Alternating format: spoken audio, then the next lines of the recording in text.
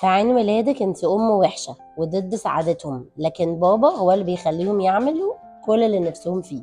الموقف ده بيحصل في بيوت كتير، بس تأثيره على الولاد مش بسيط خالص. لما الام بترفض حاجه والاب يوافق عليها، الطفل بيدخل في حيره. يسمع كلام مين؟ ازاي يفهم معنى الحدود والقواعد؟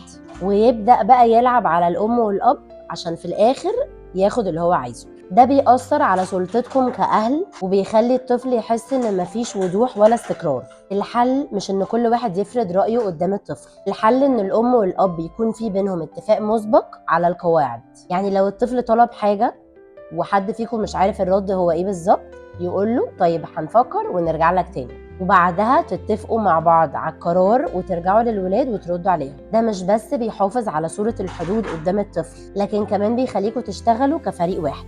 عايزاكي تقولي لي بقى في الكومنتس لو واجهك الموقف ده وتصرفتي ازاي.